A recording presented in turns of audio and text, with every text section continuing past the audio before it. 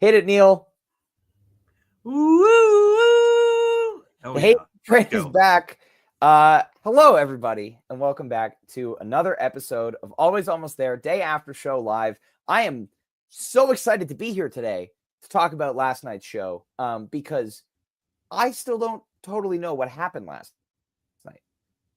Neil, you were on the couch, and I don't know if you actually were able to watch live last night, but, obviously different perspective not being there, but I think that we are aligned on the fact that Goose did some things last night that are pretty much unheard of on so many different levels. And like, what the hell?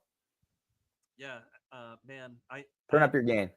I had to watch the second set today, but I did watch the first set last night. Mm-hmm. Had to go out and do some things. It was Valentine's Day. Sorry, after all. Your mic is being weird.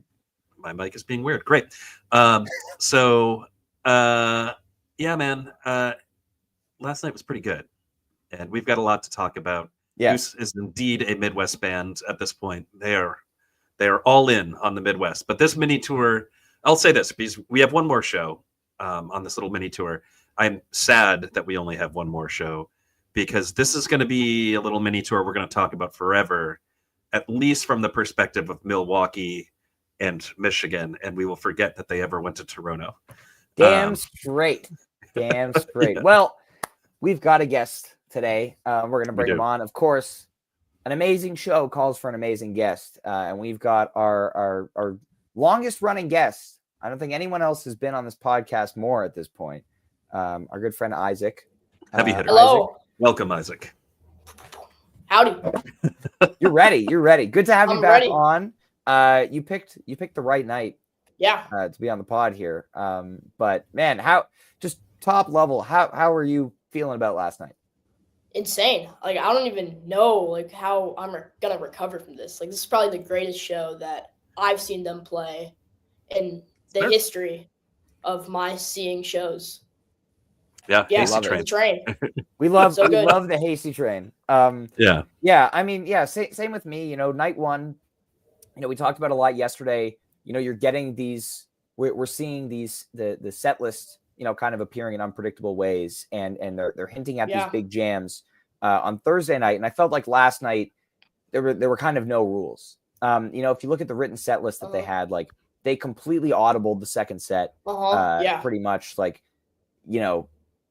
down to like the first song. And I think this is one of those shows, Neil. You said we're going to be talking about this tour for a long time. I think last night, whether every jam is at the top of the playlist or not, or in the bracket next year, I think this is a show that we're going to be talking about for a very, very long time, just because of, I think, obviously we haven't seen the effects of what happened last night yet, but I think there are going to be effects, not just jam wise, but like setlist construction wise and the segues and everything. The way that the band is playing right now, I think last night was a real turning point from them. That I kind of view as the same level of importance as, like, the breakthrough in jamming that we saw in early November of last year. Like, this is big. This is okay. Big. I'm not going to disagree with you there, man. I will say this. Goose does this thing when the crowd brings the right energy to the show. Goose responds and puts it right back out at people. They totally reflect the energy. You think about Philly Night 2. You think about this particular show. You think about St. Augustine this year. Goose, if the crowd brings the energy, Goose will bring it right back to them. Yeah. And last night is a perfect example. I mean, Peter was awestruck when he came on stage for the encore, which we'll talk about when we get there. But I mean, I think the whole band was pretty stoked about what went down. And we are getting some amazing music as a result. This is it's a historic run right now. It's a big deal. It's amazing. Well, let's dive into the show here. Isaac, start us off here. Drive into Doc Brown to open up the show. What really stands out to me in this is how it's so different from what we will traditionally get. Like, we could have gotten Dr. Darkness and California Magic, but instead they open with Drive and Doc Brown. This Drive, really nice. I think this really sums up the story, like really efficient jamming, really nice stuff. And then Doc Brown, always a treat. You always get a good show with Doc Brown.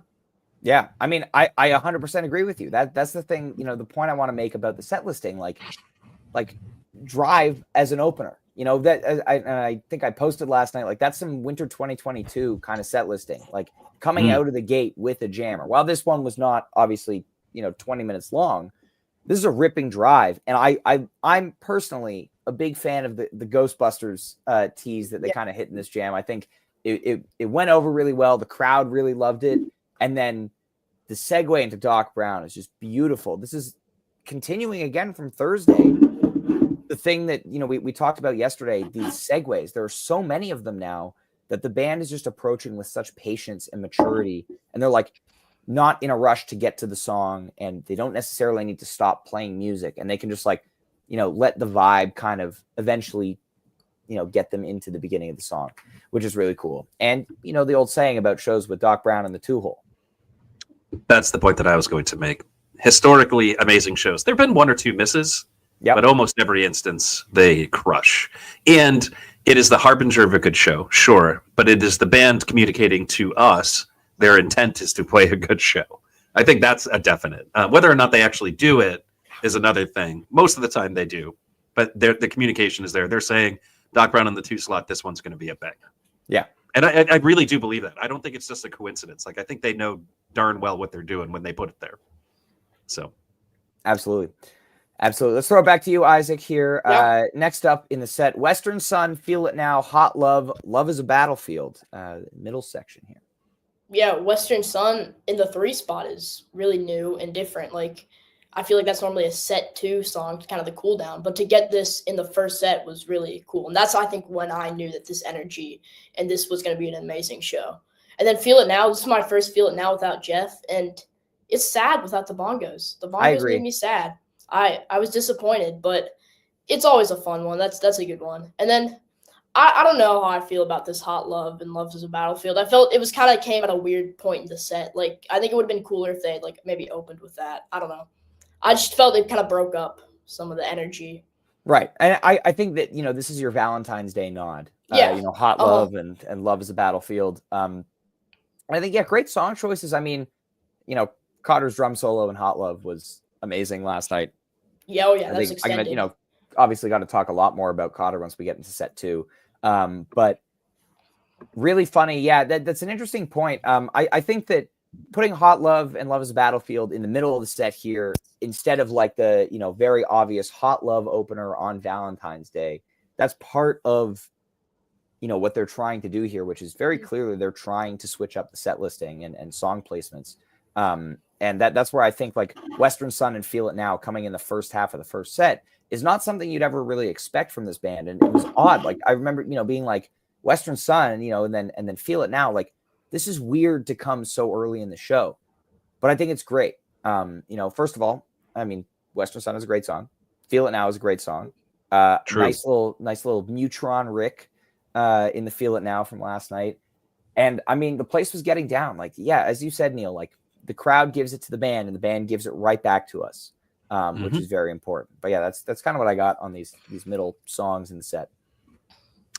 Yeah, I've been saying this a bunch, over the last 5 pods, which is they're mixing up the set listing. You pointed that out already. Isaac pointed it out. Like, we could have had like a Dr. Darkness and a Hot Love. You know what I mean? It's just, the way this is unfolding is great. I love, for some reason in my mind, I put Feel It Now and One In, One Out in the same bucket. Why? Because they're Peter songs? Yeah, I guess so. Well, no, it's just like vibe-wise. I mean, there are Peter songs that don't fit in that bucket, like Elizabeth, for example. I don't know. Sure. It's the way I categorize things in my brain. But those 2 songs in the set, first set, amazing. Love it. And like Short Rest, Feel It Now, right? It's only been a couple shows. Memory serves. Well, no, they actually last played it, a while ago, because they didn't actually play any shows last Monday and Tuesday. Oh yeah, right. That's true. I mean, you can kind of say that. Yeah. So again, this first set, just the flow is great, and everything sounds great. The jamming is great. I mean, what else? What more do you want from Goose? It's the good stuff. Yes, and then things get real. I mean, we haven't really talked about Love is a Battlefield, but I don't think we really need to here. No. Valentine's Day. One In, One Out Animal. This is when shit gets serious. And I bet you Neil hates this One In, One Out. I love this one and one out. This is Eugene Bourne shit. And it is. And I was very lucky to be with, he actually was elsewhere for a bunch of this jam, but I was with our good friend Jeff, Captain Incredible, last night for the show. And like he came back, like, you know, as the one in one out was going into Animal, and we were like, oh my God, it was like that jam is directly in his wheelhouse. So it was a treat to be with him. But the coolest thing about the coolest thing about this jam to me is Peter is somehow still finding new sounds to incorporate in jams. You know, you think you know his whole keyboard palette, like, you know, the Nord does what the Nord does, and the Vintage Vibe does what the Vintage Vibe does, and the synths and the organ. But like last night, during this one in, one out, he's layering this synth underneath the piano and then pitch bending it, which sounded so cool. It sounded really good. Like, it was really, really good. And he kind of rides that vibe through the whole jam.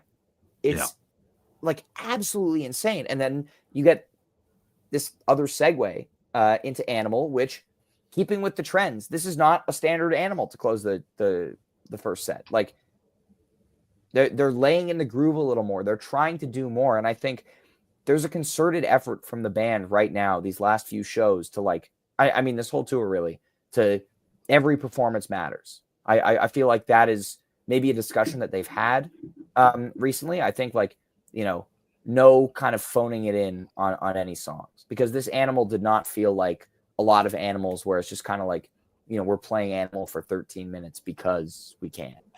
2 for 2 in 2025, Ryan. Yeah. Unheard of for this song. Yeah. Unheard of. Isaac, what are your thoughts on one in, one out Animal here? I mean, one in, one out was insane, incredible. Like you mentioned, Peter just like bending sound on the synth was something really different that I haven't heard him do a whole lot.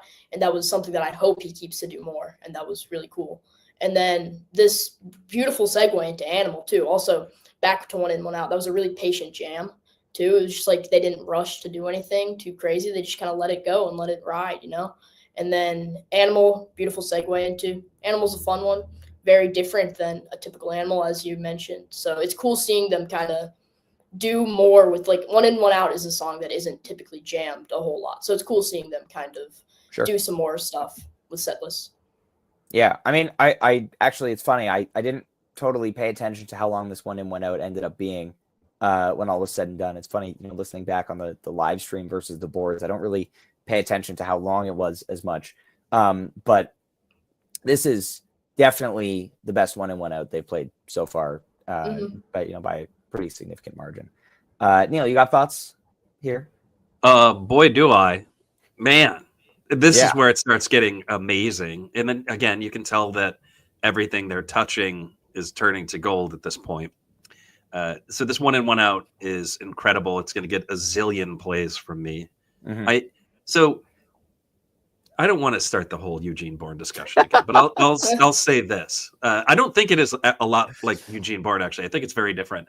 But jams like this, I don't know, and I don't consider them playlist songs necessarily. It's the same argument I had against the Eugene Bourne. They are incredibly cool, but they're not, I don't know. I don't see them on the same level as, say, something like the Drip Field that comes later in the show, which is that's a very different thing.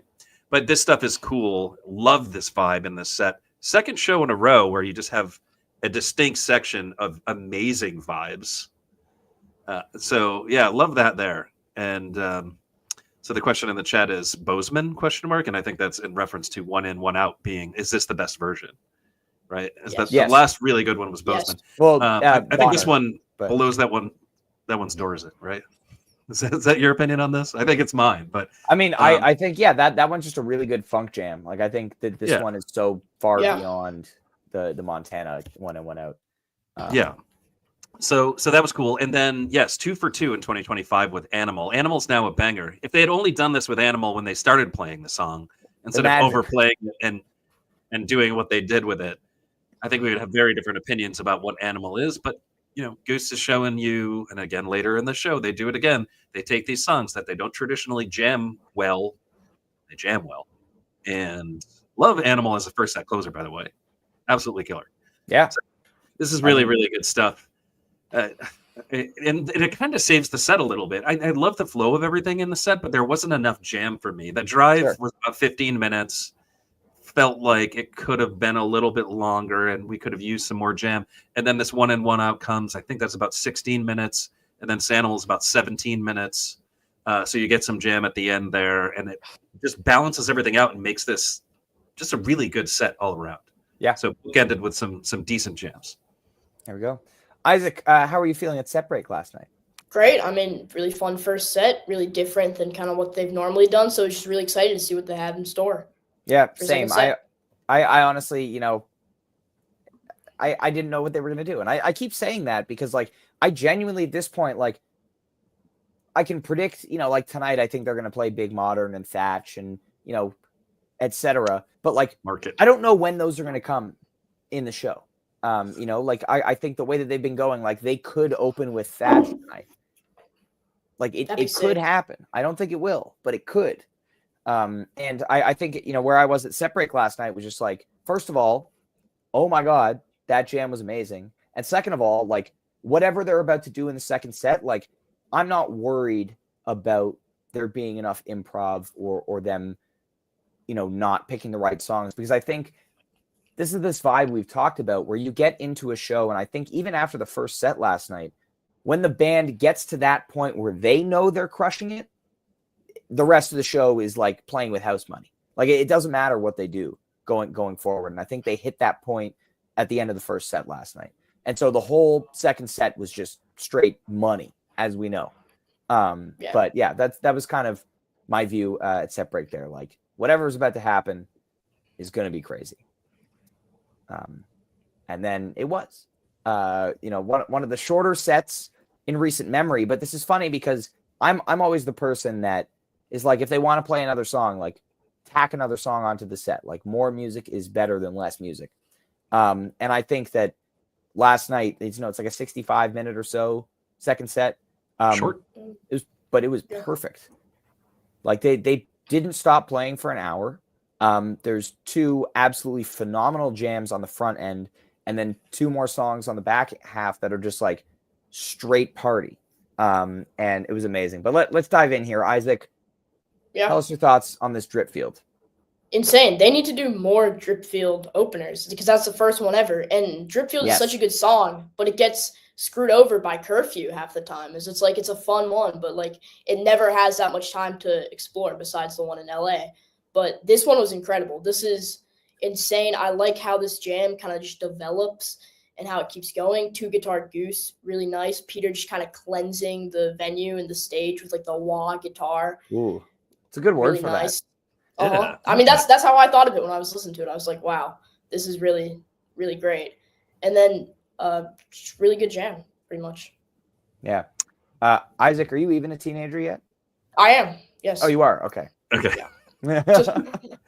Okay. All right. So yeah, Neil.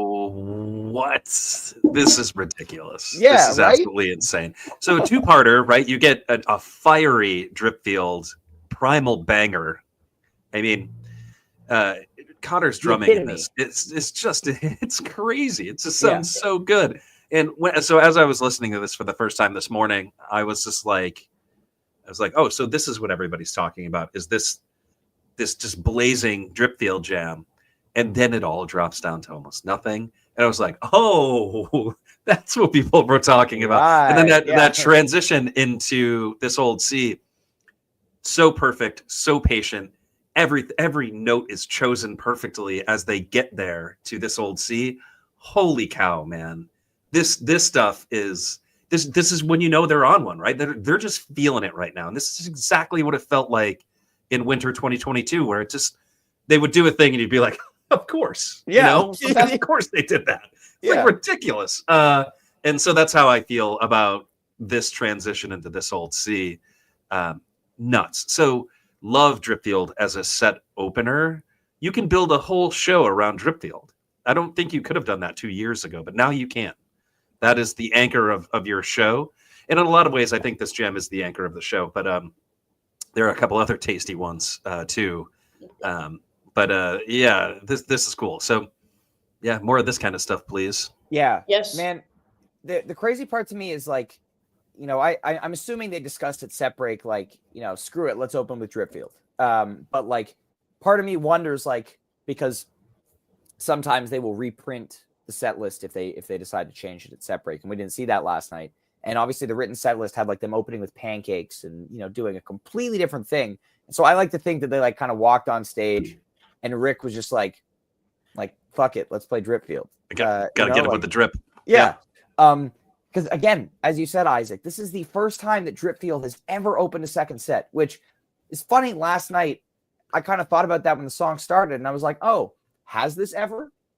And like, of course it hasn't, but like, it feels like it should be.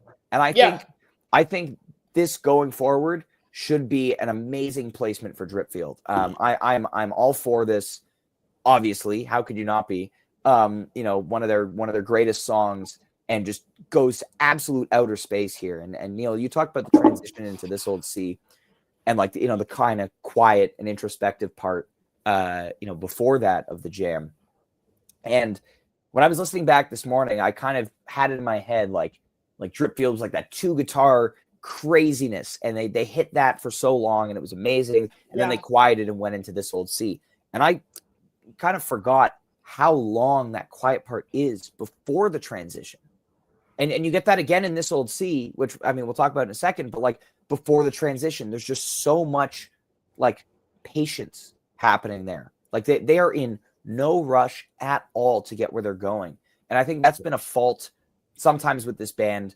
We even talked about yesterday, like rushing out of the Inside Out jam into the Moby, which obviously was great in the moment, but like it's so interesting to compare these things and be like, when they really just let go of feeling like they need to get to the next song, and just let the music flow and dictate where things are going to go. I think I say that a lot, but I don't know. It's hard to really put into words this second set.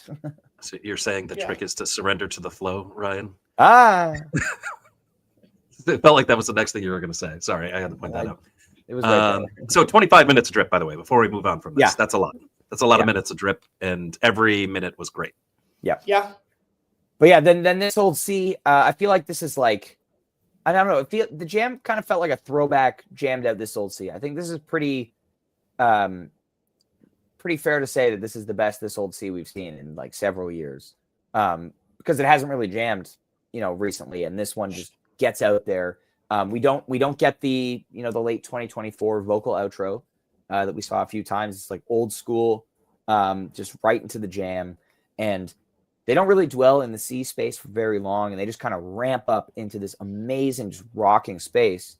And then again, as I said before, you cool it down, you're ready for the segue, but then it doesn't come for like several minutes, and there's just more happening here.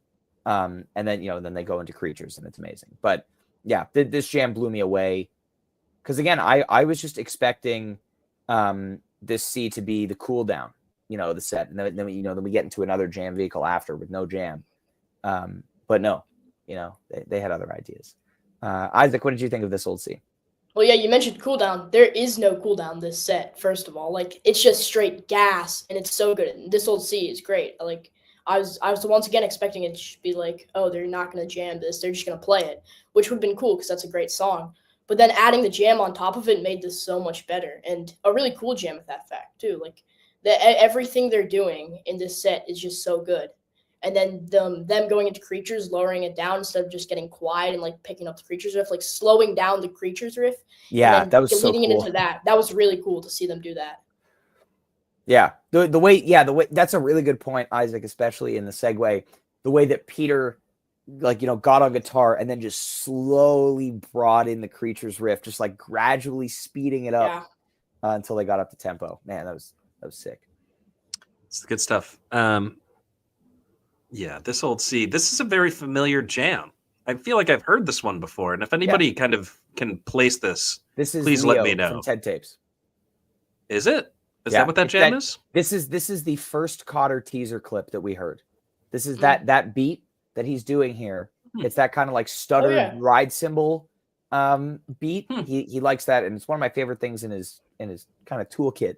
But yeah, this peak is very similar to that. Go back and listen to that clip. That's what this jam reminds me of a lot. Yeah. So I just want to point out, Haps texted me during This Old C. I was not on stream at that point in time. But thanks for reaching out. This Old C always kind of tugs at the heartstrings. Haps and I had a moment this summer.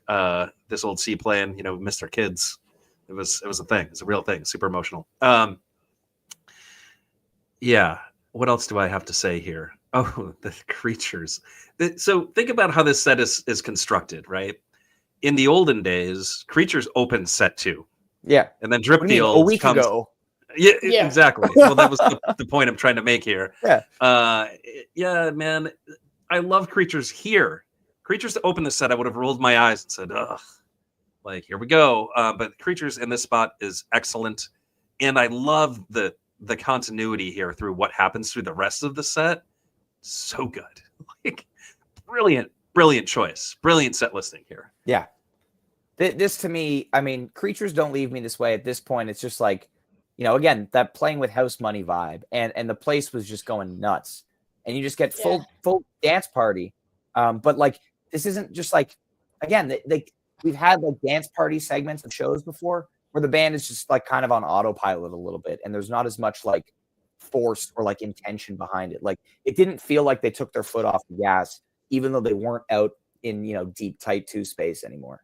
And I think that's the really important thing here. As I said at the beginning, like, there's intention behind every performance on this tour.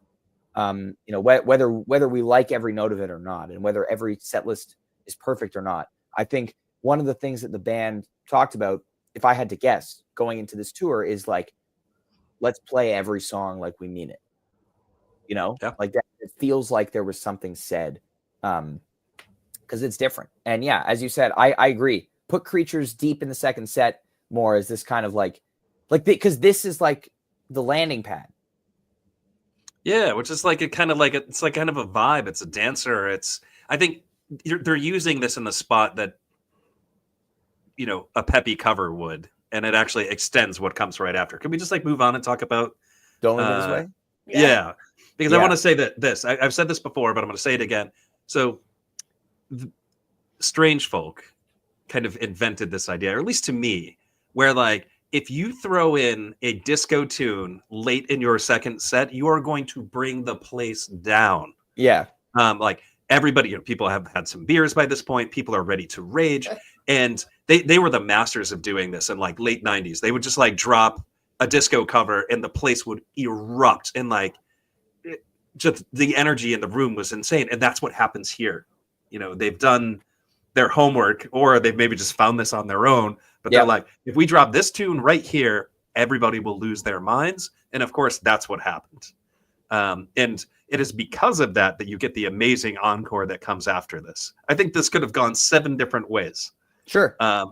Even based on the song that they played in the encore, right. I mean, and we'll get to that. We'll get to that. But yeah. Before we get to the encore, I want to make a point, and then I'll throw it to you, Isaac. But this Don't Leave Me This Way, as somebody, again, I wasn't in Austin for New Year's, but this Don't Leave Me This Way last night felt like what they were trying to do on New Year's. Like, I kind of felt like I was like, oh, we should have had a balloon drop, during this song, because like the place was just going absolutely insane. And I think one of the things we talked about in regards to the New Year's show, at least obviously from a distance, can't speak to being in the room there, so skewed perspective, but going from like the unfinished Big Modern thing into that flow down jam and then into Don't Leave Me This Way, I feel like didn't pack the same amount of punch as, first of all, this whole show and this set leading up to that moment. And then you get, the disco tune, late in the second set, like, and people are just going crazy. Right. Shout out to Peter's clav solo. Because it was awesome. It was amazing. And again, they're all just having such a great time. And I'm glad this song is sticking around. This is an amazing cover for Goose. And I'm a big fan. Isaac. Yeah, this song was originally, I believe, in the 2 spot for set 2 on the written set list. And then I'm so glad that they moved it to the end, because it just it brought the place down. It carried the energy to the encore. It was crazy. It was insane. Yeah. Love my it so God. much.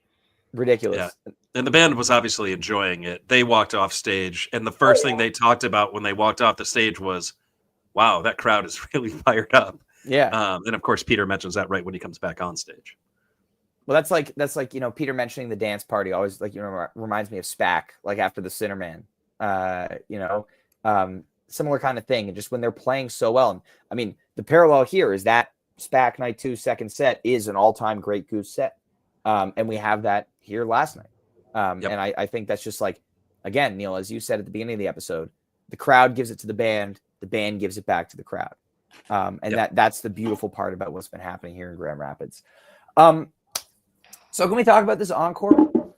I would like to talk about this encore. Because, first of all, we've been saying encore that shit for years. This is true, but I don't think this is what we meant when we said No, this is not what we meant. Like, of all the times last night where I didn't really know what was going on, I really didn't know what was going on during this hot tea. Because they started, and I was like, honestly fitting. Give us the 15-minute, party tea. Continue that streak from the creatures. Don't leave me this way. And then 20 minutes later, Westville Rockdale, the sequel. Yeah. What? Yeah. 21-minute hot tea encore. So like if you let's say it was good. I hadn't listened to it yet. Yeah. And I woke up this morning, I didn't listen to the second set, and you texted me and you said, check out that 21-minute hot tea encore. I'd be like, shut the hell up. Yeah, exactly. Blocked. Yeah, exactly. I was gonna say, do we know if B has seen the set list from last night?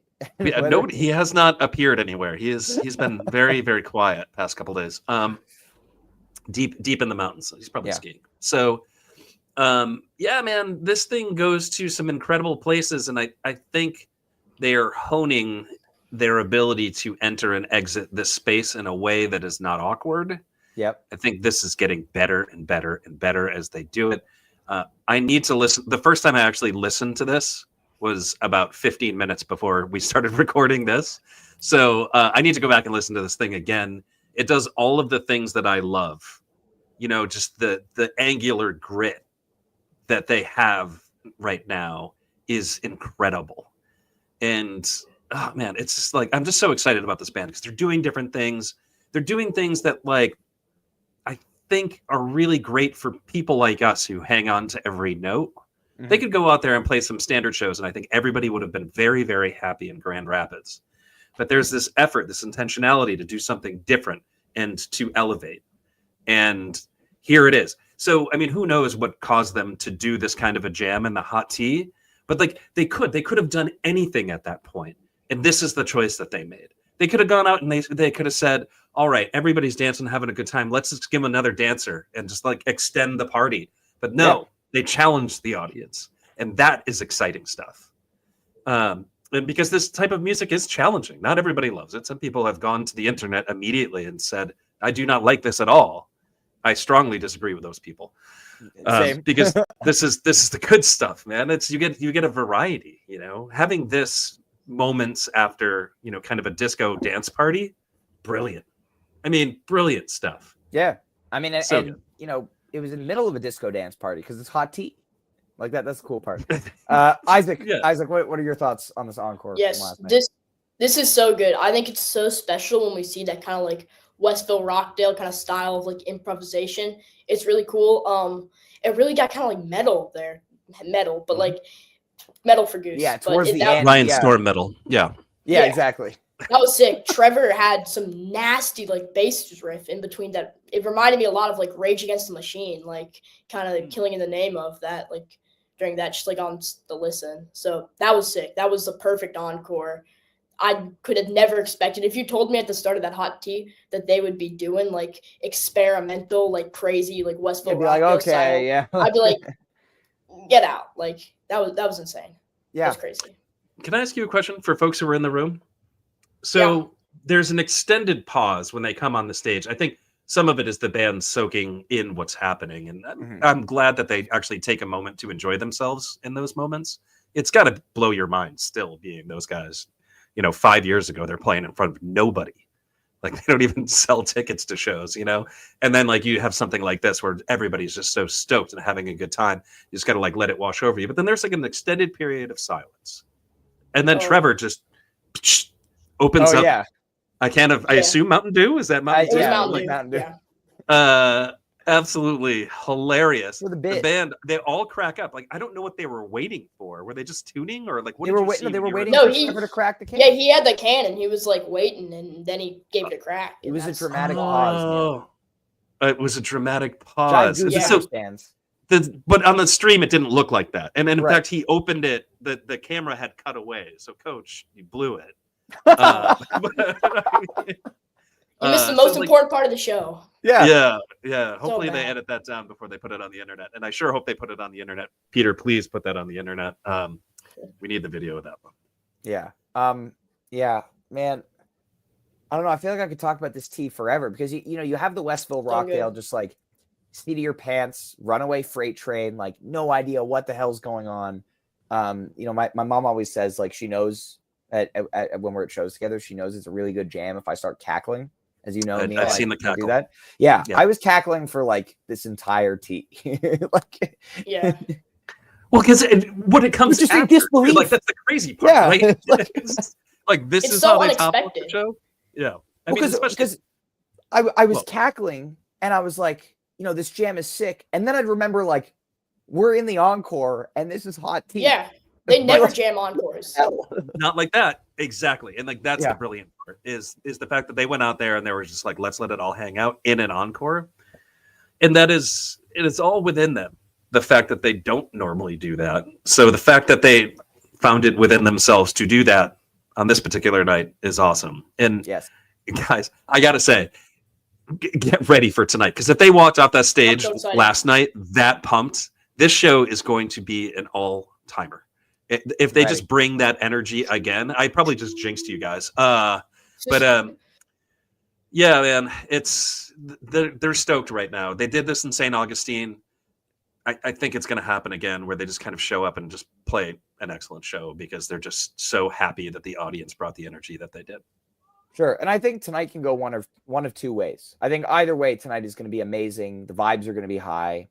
Yeah, the band is going to be playing very well. But they could play like the Saturday night special, so to speak, and not really go too deep on jams and just, crush it and everybody will walk away very happy. Or because I think that we will get the better option of the two there because I think the band knows that they're not playing again for a couple of months. Yeah. Their next show back is at Jazz Fest, which isn't really, a show that they get to like. It's a festival set to an audience that doesn't know Goose, right? Yep. And then they have Mexico, but they're not doing a tour again until June. And so I think that they know tonight is the night, that this is the show that people are going to be left with for basically 3 months. And I mean, look what's on the table. 3 months. Yeah. On the table, they have Madavon, Big Modern, Thatch, Wisteria. They have so much stuff that they could do just like to jam this out. I think you're going to get most of it. This has the potential to be so good of a show that Jive Goose will name a dog after it. So we'll see. Jive Goose's new dog, Grand Rapids Night 3. We'll see. We'll see if it happens. Oh, man. It's going to be amazing. If you see That's someone jump off the balcony when Big Modern starts, it was me. Yeah, don't do that. You'll most certainly get hurt. I don't know. I might. Man. I'm so excited for tonight. And I mean, like, we could keep talking forever. But man, this is it. The last show of the tour. I'm ready to go. Neil, you should have booked a flight. Should have. I really should have, huh? Yeah, this one's burning me, but that's okay. There are plenty of shows this summer. I will see a lot of them. Hey, Neil. Yeah, book the flight. Book the flight to Mexico. Everybody in the chat, if you think Neil should book his flight to Mexico, let us know right now. Listen to the voices. Yes. DM Brian Storm. Yeah. With your input. Oh, man. Well, we're getting back to it tonight, just in a few hours for night 3 here in Grand Rapids. Tomorrow's podcast will be at 8:00 p.m. Eastern. Nice little Sunday evening weekend wrap up to talk about tonight's show. I will be traveling tomorrow, so we're going to do it a little bit later. It's going to be amazing tonight, whatever happens, and I look forward to talking about it tomorrow. Of course, also, bracket is still going on. Tomorrow is tomorrow's matchups will be our final matchups of the first round of the bracket. We move to the round of 32 starting on Monday, which is very, very exciting. It's been a great first round so far. No huge shakeups, but there's a lot still to come down the line. And of course, Peter will be joining us just in a week and a half or so. I guess we haven't officially announced the date yet, but it's in around a week and a half. Very exciting stuff. The best pod of the year. That. Yeah, and nobody's more excited about it than Peter. It's debatable. I might be more excited. Yeah, possible. Yeah. But the cool thing is also, I'm looking forward to being able to talk to him about this tour as well, in addition to the bracket stuff, because we haven't had that opportunity the last couple of years we've had him on because there hasn't been a tour in the winter. So I think that's going to be amazing.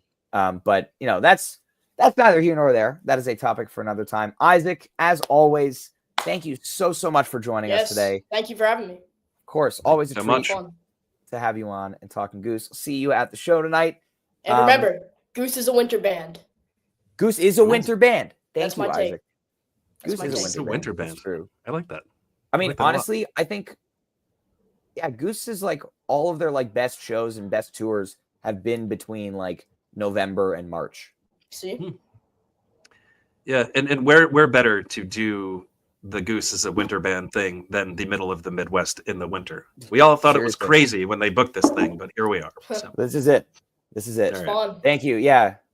Lucas says Big Modern because that is literally all everybody I have been around has been hearing me say for the last like 16 hours. And they're all very tired of it. But it's great. Anyway, thank you everybody for listening to this episode of Always Almost There Day After Show Live. We'll see you tomorrow evening at 8:00 p.m. Eastern. Have an enjoyable rest of your weekend. Have a great show tonight. And we'll see you then. Peace.